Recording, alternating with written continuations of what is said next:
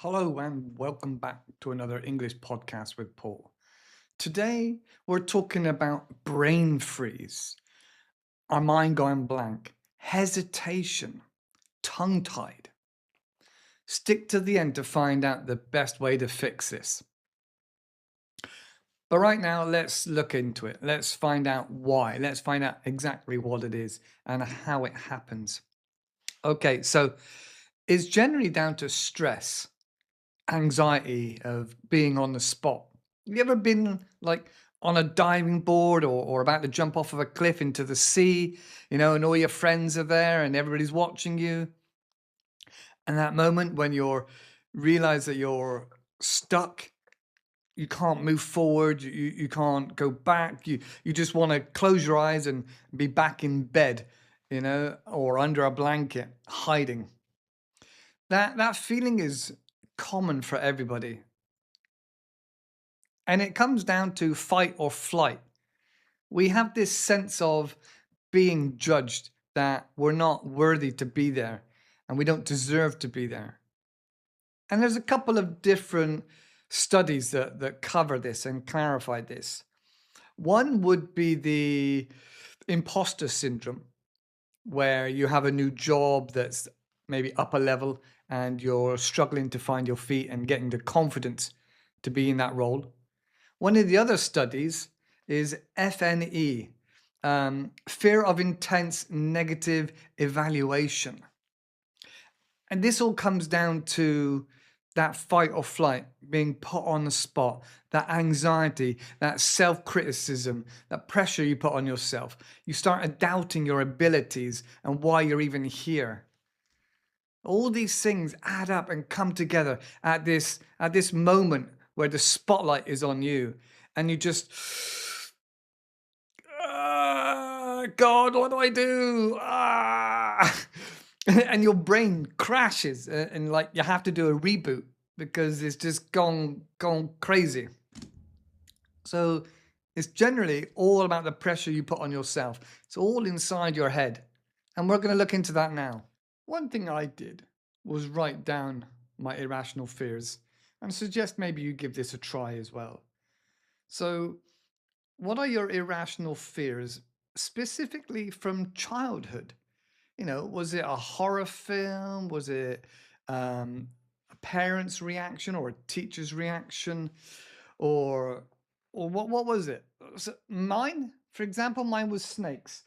And as a child, I used to pick up these slow worms. They're not quite a snake, but they're quite long and similar scales to a snake. We call them slow worms in the UK. And I used to pick them up and not have a fear, not care. But nowadays, I can't go near them. Just the thought of snakes, and I don't know if it's because of the films, Snake on the Plane, or just my own thing in my head. It's gone crazy. But I do have this other weird issue that, like a lot of people, there's some kind of enjoyment in fear, and so as an adult, I have held a tarantula. One of the young persons I cared for, young person, well, he was over 18, but he had a tarantula in a cage, and we'd have to help him look after it, learn about it, and things like this. So we've taken out the tarantula and we're holding it on our hands. I'm guessing because it was in the UK that I don't know, it had no venom, because obviously that's very dangerous if you do have a venomous animal in a care setting. But so I have held the tarantula multiple times. Didn't really bother me. I didn't really think too much of it. But there's this part of me that has to face my fears. I don't know whether it's sadomasochism or whether it's some kind of enjoyment of pain to myself. When I was in Cambodia, I lived there for 2 years, as you probably know. But we went to one place, and there was famous place for jumping off the rocks into the sea, and there was already people there doing it. I swam out. I thought, yeah, I could do this. There's an old guy. There's ladies doing it. There's young people doing it. So I swam out with my big ego, helped me get out the boat with this big ego, climbed up the rock, and then I looked over the top and I thought, oh dear, oh crap, that's quite high. Am I gonna die? And but I saw everybody else, and then I just asked them to stand out of the way, and I thought, no, I've just got to do it now. I'm here, and I just had to do it. I don't know how I managed it. I really don't. It was kind of like it's. I think to me it's like when you know you're gonna get in trouble for doing something, but you still do it anyway. And so I did it. Managed to remember to keep my legs closed because if you don't keep your legs closed, it gets very painful for a man anyway. And I did it. I jumped off and swam back to the boat. I only did it the once. That's all I needed. Helped my ego. And I was exhausted swimming back. But yeah, that was in Cambodia. A few other things I've done since then. What else have I done? Have you ever touched an electric fence? You know it's going to hurt and you know it's electric, but you still do it anyway. Or when you're younger, like a 9-volt battery, put your tongue on it just to see if there's much charge in it and for the excitement of it. Why do we do these crazy things? Bungee jumping, for example, it's just another one of these things we do, or watch horror films to make us feel alive and kind of also scare the bejesus out of us. It's kind of mad, really. And maybe there is a level of psychosis there, or actually knowing that you're pushing yourself and stepping outside of that comfort zone. Something thrilling about it, and roller coasters, things like that. But there's a sense of achievement afterwards that you've done this, kind of like David and Goliath or Rocky, this kind of feeling, that courage. And I wonder whether it's similar for firefighters, or rescue teams and soldiers, and it's even possible for parents to find that courage. You kind of want to build yourself evidence that you have this courage, that you have this adult authoritarian kind of, yes, I can do this because I'm an adult kind of attitude. I don't know. What do you think? Thinking about the evidence and correlating that to professionals in the field, maybe athletes, maybe TV presenters, that evidence is generally accepted within our heads and within ourselves. And that evidence is because of a prolonged period of time of doing said thing. And so I briefly want to tell you about the pottery teacher analogy. So, pardon me if I've said this already, but the pottery teacher analogy is a teacher has 25 students and 50 students, and he says 25 of them have to make one piece of pottery, just one piece of pottery. Do whatever you have to do, but you've got the whole semester term to make this one piece of perfect, amazing pottery, and you will be judged on that at the end. Whether you pass or fail will depend 100% on whether you do an amazing piece of pottery. And then to the other 25 students, he said, I want you to make one piece of pottery every single day between now and the end of term. And then you will get judged on completing all those numbers of pieces. Anyway, so the end of the story, cutting it short, is that both A and B parts of the class bring their pottery piece of work together to be judged. And it comes quite evident, quite clear, that those that only did the one piece, their pottery was terrible, pretty damn awful, as you'd expect. People procrastinated, thought about it, read the best books, watched videos, but when it actually came to doing it, because they didn't have the skill of physically doing it and connecting with it literally in physical terms, their pottery was terrible. And then when you look at the other side of the class, those that did several pieces, probably, I don't know, 30, 40, 50 different pieces of pottery, when it came to theirs being judged, they had the physical skill. They had the evidence of knowing what they learned from the day before and the week before, and it improved, improved, improved, and got better. And so that evidence is something that we use ourselves. And from the evidence, you can take, even if you asked maybe a famous TV celebrity, what gives them that evidence and that confidence is building up habits day after week after week after month after month after year, is building up those habits. And then you can say, well, yeah, of course I can do a marathon. I've been running for 5 years and I've done so many 100,000. I've done so many, what did you call it?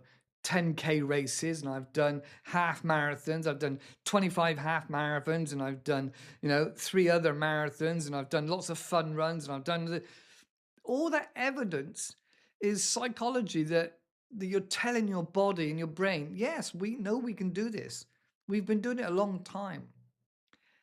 And every time you stretch yourself just a little bit more, a little bit more, a little bit more, because you can go back and look at the evidence to know that you can do this much, thus far.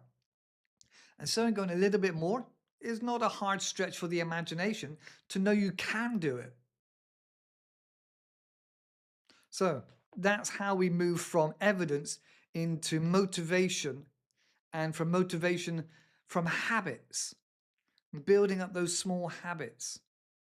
Like I said before, if you have your kit ready for a jog, maybe your shoes and your bag and your water bottle all ready by the door, as you get out of your morning routine and then you go to the door to go to the gym, it's all there ready for you. You're taking down the boundaries, taking down the barriers, and you're just making it easy to achieve those habits that you're looking to set up. Another thing is to really get your support network together, whether it's your family, your partner, your friends, or even social media friends, your online friends. Once you put it out there and you ask for support, many people will be happy to, one, hold you accountable, because people love to do that, but two, often give you support. Plus the fact that you're putting it out there, you have to live up to your word now, because it's about your pride. So getting the support is very important with maintaining these habits to build evidence, a catalog of evidence, because that's what we're looking at. You're telling your brain, oh yeah, we can do this. I know we can do it. We've been doing it X, Y, and Z, and we've been going a little bit more each time. So these are part of the core aspects of building and having that portfolio of knowledge and expertise and skills.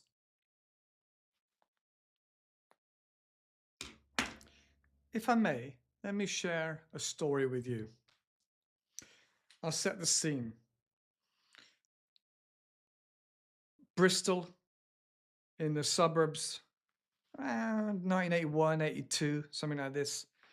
I was very young, with my brother. I had stabilizers on my bicycle. It was probably summer, but in those years, it was always summer to me. My brother would tell me, and my friends would tell me about the adventures they've been on out on their bicycles, always going off here, exploring new places, finding crazy things like a dead dog body or something. And it always gave me that drive, that motivation, that excitement, not just to be with my friends and my brothers, but to want to feel these things myself. I wanted to be able to go to these places that my friends and my brother was going to. I wanted to be able to get that far. Obviously, I was a little bit younger than my brother, and my brother could ride his bicycle. My brother was riding his bicycle all the time in the summers of 1982. And this was a really strong motivator for me. I really remember one summer, I'd been riding around with my stabilizers.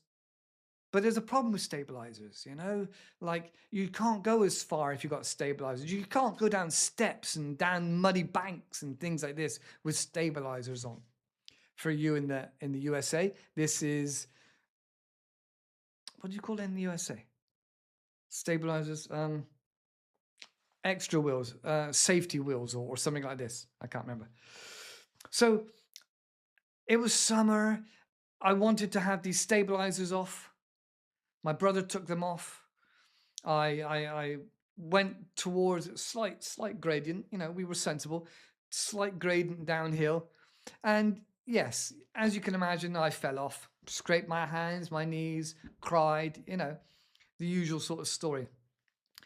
But my brother and my friends were supportive. You know, they took me back up and then brushed off my knees and wiped my tears.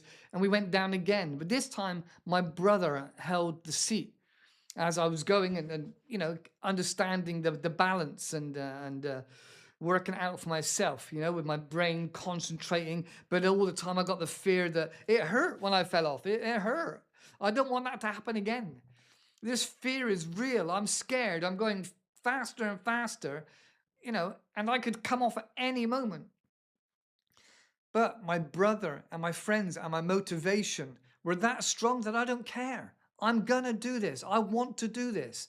If I have to fall off again, I will. But I've got to do this. I want to go with my friends to see this dead dog. I want to go down a muddy bank on my bike. I want to be with them. I don't want to stay at home in the garden, you know, around my mum. I want to get out and go. So we went down this slight gradient multiple times until I really understood and was able to balance without falling off. You know, and then obviously learned how to use the brakes. But that summer was really poignant for me, really memorable, because my brother and my friends, we laughed, we joked, and, you know, after that we went off loads of places. I got to see the dead dog and poke it with a stick. So that summer was amazing to me, that I remember that camaraderism of being around my friends and family and knowing that I'm going to have failures.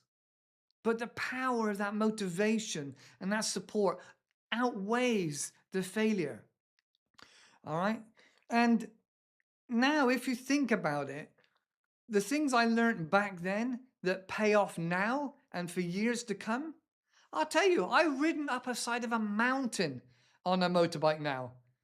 Wasn't my motorbike, but I can show you the pictures. In Spain, there's near Zaragoza, there's a big mountain with a road that goes all the way up to the top. And at the top, there's a church and a bar, as you'd imagine, and a big bell.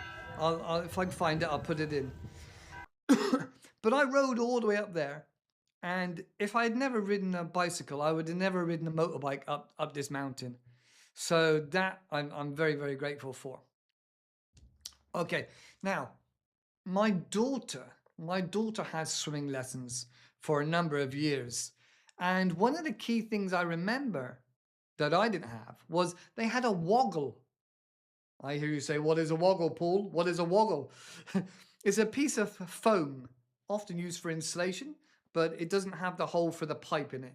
You know, like outdoor pipes to stop them freezing. So this woggle was a long piece of this big, probably about 4 foot, maybe 5 foot long foam that's obviously floatable and different colors to be engaging. We used to hit each other over the head with them. But anyway, my daughter had this for her swimming, and they tuck it under their armpits and still help them to swim forward. And apparently there's two reasons for this. One is to help them feel safe in the water, a bit like my stabilizers.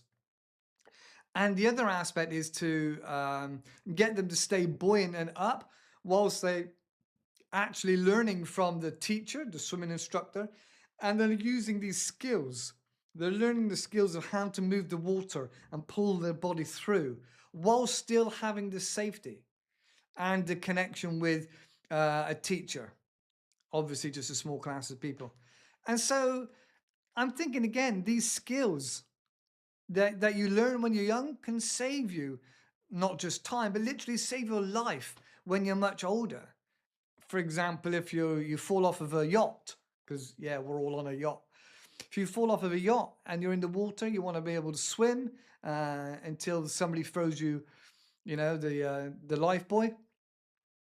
Anyway, things that you do when you're younger, or things that you learn to do now, can have benefits and pay off for you later in life. So, for example, typing. If you learned to touch type years ago, now it's brilliant because you're going as fast as your brain will allow. Me, I didn't spend the time practicing. I'm still doing it. So I'm a little bit like this, henpecking, but I'm practicing touch typing. And so, what skills could you learn now that'll pay off in the future? So I said typing, driving a car, that pays off for decades. Um, what else did I say? Riding a motorcycle. And how about learning to speak confidently in a second language? Okay, so Feel the Fear and Do It Anyway. That's a book by Susan Jeffries.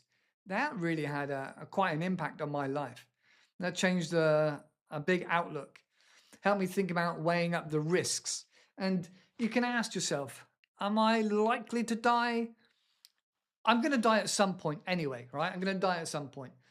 But will I have regrets thinking, oh, I wish I'd done that, but I was too scared. I was too scared. It looked too painful. It was too hard. It was too hard. I'm going to die anyway at some point. I could have died jumping off that rock in Cambodia into the sea. I could have died. I could have, I don't know, hit another rock or slipped as I was going over, whatever. So I could have died. But from that came more evidence that I can overcome my fears, weighing up the risks, seeing that 10 people had already done this, that are just regular people. They weren't athletes. They weren't professional divers. And thinking, well, if they can do it, why can't I? What's the difference between them and me? Literally only a mindset. It's in the mind. So I said, if you wait to the end, you'll find out. And the key to this all, the psychology of all, is three parts. You've probably come to this conclusion already. The 3 parts is the motivation of doing that skill, learning that skill, and the payoff it can have in the future. Whether it's learning about budgeting and money, whether it's learning how to swim, whether it's learning how to speak in another language, especially if you plan to use that language a lot. So motivation is the biggest part. The second part is having the support, building in the support with your friends, your family, your online friends, having the motivation and the support. And then the third part is having that portfolio of evidence, a huge amount of evidence to say that you can do these things. Look, well, I've done this, I've done this, I've done this. Now on my wall out there, I've lots of post-it notes. I sometimes call it a cookie jar of wins. Acknowledging the wins in your life, these challenges you've overcome. It builds up this portfolio, this book of evidence that you can do X, Y, and Z. And so as I said in my previous videos, my first video was awful. My first romantic liaison was awful. My first public speech was awful. And like the anecdote of the pottery teacher, you're going to fail. You have to accept the fact you're going to fail. You're gonna be terrible to start with. And if you can just hold on to the fact that you will be awful, and that's okay. You can be awful, that's okay. When you tell a joke, when you start to swim, when you start to ride a bicycle, when you learn to drive a car, it's hard. You fail. But with the support and the motivation and the evidence, you keep going. And every now and then you stop and you look back You look back down the mountain and see how far you've come. You've come an incredibly long way. You've done so much already. So, those three aspects, the motivation, the support, and the evidence tells you that you're going to get better. So, if you need to speak in meetings, if you need to do a public presentation, start now. Start right now. Something you know you're going to want to need, a skill for the future, start now because you're going to be terrible. Start now, build it up, build it up, build it up, build it up. Get better and better and better. My videos have a lot more room for improvement. My videos are not polished, but I'm learning every time by keep doing it and doing it and doing it. I mean, I'm nearly at 200 videos now, and I still don't read a script. I do a lot of it ad lib off the top of my head. I have some notes. I'm improving my production value with lighting and microphones and a bit of editing. But I'm hoping, you can tell me, you be the judge. I'm hoping it's getting better and better and better, leveling up each time. So hopefully by the time I've done 500 videos or 1,000 videos, it will look amazing. So that's it, those three aspects. So tell me in the comments, what's the one thing that you're most happy about, that you've overcome a challenge? Have you climbed a mountain? Have you given presentations? Have you raised some amazing children into young adults? Let me know in the comments. That's it for now. And if you've got any pointers how I can improve, I'm always open. I want to quash my ego and learn and listen and be humble. So if you have any ideas of how I can improve, please feel free to let me know. Thank you very much, and I'll see you in the next video. Bye-bye for now.